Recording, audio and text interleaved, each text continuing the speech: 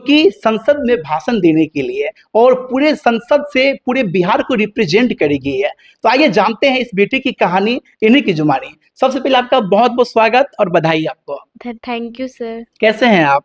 बहुत फाइन। कैसे हैं आप? ठीक है। क्या नाम हुआ आपका? विभा परियार। विभा प्रयाग जी, यह बताइए आपका जो चयन हुआ है यह सुन करके आपको कैसा लगा? बहुत खुशी मिला, सुन के अच्छा लग रहा है। जब आपको कॉल आया कि आपको चुना गया संसद में भाषण देने के लिए, तो उस वक्त सुन करके आप क्या फील किए?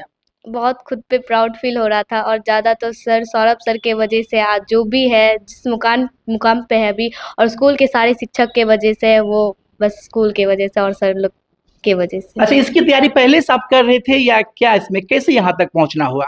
पहले से नहीं कर रहे थे, अचानक कॉल आया था तब पता चला, तो हम सर को बताए तो सर बोले अच्छी बात है करो। तो स्क्रिप्ट सब लिख के दिए, बताए उसके बारे में, थोड़े नॉलेज सब दिए उस सब के बारे में, तो फिर पढ़ाई स्टार्ट कर दिए। संसद में आप भाषण देंगे, वहां से अनेकों नेतागण लोग होंगे, हर कोई वहां से सुनेंगे, वहां से आप बिहार को रिप्रेजेंट करेंगे। जो टॉपिक दिया गया वो टॉपिक क्या है आपके लिए? रविन्द्रनाथ टैगोर के ऊपर। रविन्द्रनाथ टैगोर के बारे में। तो वहां पर उनके बारे में बताइएगा। जी। हम चाहते हैं तमाम दर्शक जो देख रहे हैं आपको, उनके बारे में कुछ बताने का प्रयास कीजिए, ताकि लगे कि रविन्द्रनाथ टैगोर आखिर साहित्यकार, महान साहित्यकार थे। लेकिन आप क्या बताना चाहेंगे, संक्षेप में कुछ बताने का प्रयास कीजिए।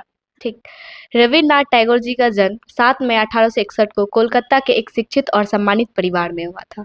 रविन्द्रनाथ टैगोर जी की माता का नाम शारदा देवी और पिता का नाम देवेंद्रनाथ टैगोर था।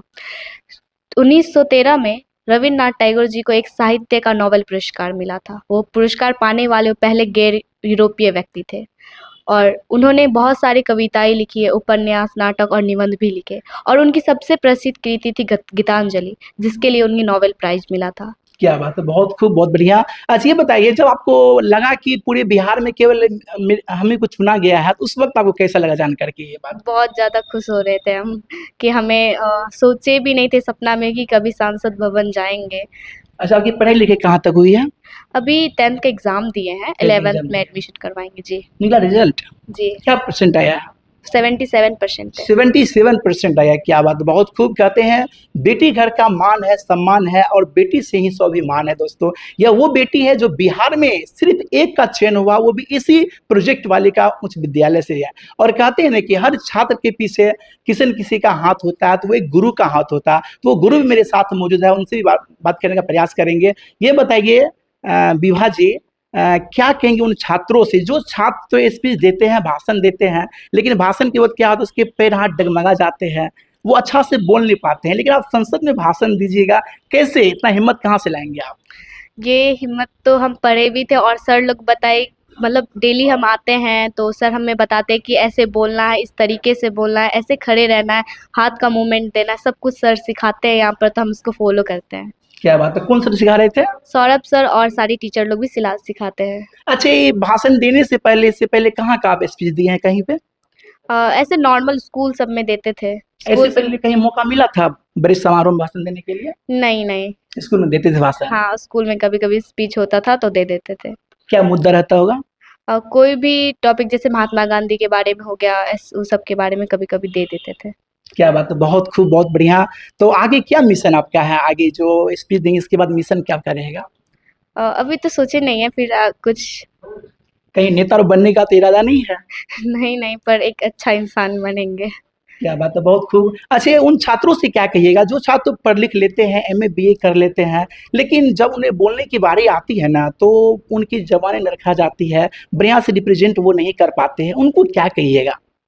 अच्छे से अगर प्रिपरेशन करे, उसको याद करे, समझे, और सबसे सलाह ले कि कैसे बोलना चाहिए, कैसे खड़ा होना चाहिए, मूवमेंट कैसा होना चाहिए, तो वो अच्छे से कर सकते हैं अगर उसमें वो ध्यान दे तो। क्या बात है, बहुत खूब। अच्छा, बताइए, जब आपको लगा कि मेरा चयन हो गया है, तो इनसे पहले जो है इनके लिए प्रिपेयर कितना आप किए थे?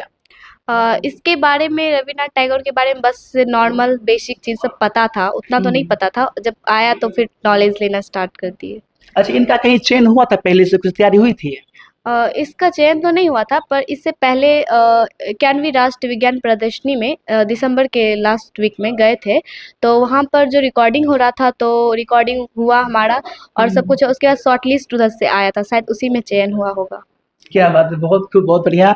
तो सर, देख सकते हैं जो स्कूल में मैं मौजूद हूँ, उनके प्रिंसिपल सर मेरे साथ मौजूद है, हम इनसे भी वार्ता करने का प्रयास करेंगे। सर, बहुत बहुत बधाई आपको भी। Thank you. और आप भी इतना दूर से आए हैं हम बच्चे का उत्साह बढ़ाने के लिए, इसके लिए धन्यवाद। कैसे हैं सर आप? हाँ, बहुत अच्छे हैं। सर बिहार में तो अनेकों ऐसे विद्यालय भरे पड़े हैं, लेकिन इसी विद्यालय से छात्र निकल करके इतिहास रच रहे हैं, क्या कहेंगे, कैसा लग रहा सुन करके? काफ़ी अच्छा लग रहा है। और ये तो मतलब विश्वास ही नहीं हुआ, अचानक दिल्ली से फ़ोन आया इसको रात में, ये हमको कॉल की सर ऐसा फ़ोन आया है। इसका कोई डायरेक्ट प्रक्रिया नहीं था, लेकिन कहा जाता है कि एक साइंस में हम लोग काफ़ी वर्क करते हैं। तो ये लड़की स्टेट लेवल के बाद कलकत्ता में नेशनल गई, हरियाणा में नेशनल लेवल पे गई। तो नेशनल लेवल पे क्या होता है, बहुत क्राउड आते हैं, तरह तरह के लोग आते हैं, बच्चे से मिलते हैं, प्रेजेंटेशन सुनते हैं और वहाँ किस तरह से एनालाइज किया इसके वॉइस को या वो फिल्टर करके, और अचानक ये ऐसा अचीवमेंट सामने आया। बिल्कुल बिल्कुल, बहुत खूब। और सर जब लगा आपको कि मेरे स्कूल की जो छात्रा को सिलेक्शन हो गया, उस वक्त आपको कैसा लगा सुन करके?